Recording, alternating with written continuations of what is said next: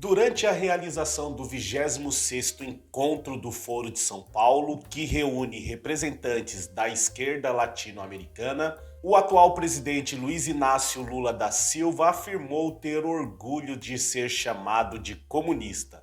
Logo em seguida, o Instituto Datafolha realizou uma pesquisa onde constatou que 52% dos entrevistados acreditam no risco de o Brasil virar um país comunista. O socialismo, que podemos chamar grosseiramente de comunismo, foi um modelo de sociedade proposto no século XIX pelos pensadores Karl Marx e Friedrich Engels. Mas foi apenas em 1917 que, por meio de uma revolução, a Rússia instalou o regime socialista e foi o primeiro país na história a fazer isso. Logo depois, o socialismo se expandiu e em 1922 agregou uma série de países vizinhos, formando a União das Repúblicas Socialistas Soviéticas, a União Soviética. Essa onda causou temor e pânico entre as potências capitalistas da Europa, que temiam um avanço socialista em seus países.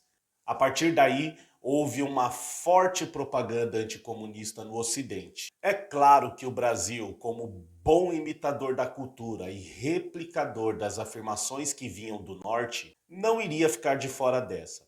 O fato, porém, é que a única tentativa real de golpe inspirado no comunismo soviético foi a Intentona Comunista. Liderados por Luiz Carlos Prestes, militares realizaram uma série de levantes entre o final de 1935 e o início de 1936 para tirar Vargas do poder. Prestes liderava a Aliança Nacional Libertadora, a ANL, cujas bases estavam no comunismo internacional promovido pela União Soviética. O movimento se mostrou um verdadeiro fiasco.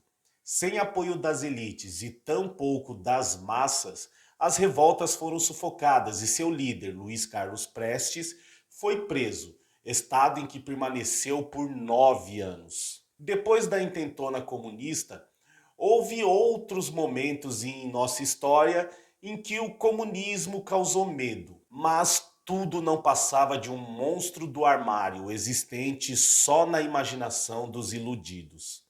Em 1937, quando a Constituição então vigente determinava que Vargas deveria deixar o poder, o mandatário fez uso do Plano Cohen, um suposto dossiê encontrado pelo Serviço Secreto, onde se afirmava que um golpe comunista estava em curso. Foi então que Vargas se apresentou como grande salvador e, para proteger a democracia e os valores ocidentais, anunciou em 10 de novembro o cancelamento das eleições, a suspensão da Constituição, a restrição às liberdades individuais e a instalação do Estado Novo, que para muitos estudiosos foi o mais violento regime ditatorial da história do nosso país.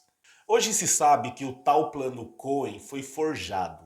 Tudo foi arquitetado justamente para explorar o medo do comunismo já instalado entre a população em favor de Getúlio Vargas, que não queria deixar a presidência. O ano de 1964 foi bem conturbado. Após Jânio Quadros renunciar à presidência, havia um movimento para que o vice-presidente João Goulart não assumisse. Acontece que Jango, como era conhecido, foi ministro do Trabalho de Vargas entre 1953 e 1954 e fazia parte dos quadros do PTB, que na época tinha um forte discurso voltado ao trabalhismo e ao operariado. Naquela época, a Guerra Fria estava em seu auge. A Revolução Socialista em Cuba já havia ocorrido, e isso alimentou ainda mais os temores de um movimento semelhante aqui no Brasil. Além disso, Jango propôs uma série de reformas populares, como a reforma agrária. Tal movimento fez com que o medo do comunismo se acentuasse, dando aos militares a entrada perfeita para que tomassem o poder, onde permaneceram por 20 anos, implantando uma ditadura sanguinária em nome dos valores da família e de Deus. Mais uma vez, o anticomunismo se fez presente quando Lula ganhou as eleições de 2002. Aliás, o petista concorria desde 1989, mas sua trajetória sindicalista fez com que ele sempre fosse associado ao comunismo, tornando sua candidatura inviável. Quando venceu, não eram incomuns as opiniões de supostos especialistas temendo pela instalação do comunismo com Lula e que os militares teriam de tomar o poder novamente para, entre aspas, colocar a casa em ordem, assim como fizeram em 1964. O fato é que os governos petistas foram muito bons para o capitalismo brasileiro.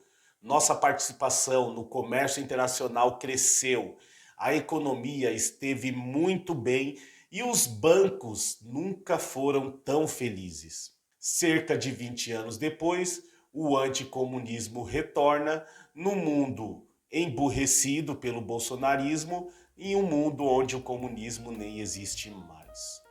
Muito bem, encerramos aqui nosso vídeo, espero que você tenha gostado, não deixe de curtir, se inscrever no canal, nos seguir nas redes sociais. Se possível, seja membro e nos ajude a ficar mais fortes. Um abraço e até a próxima.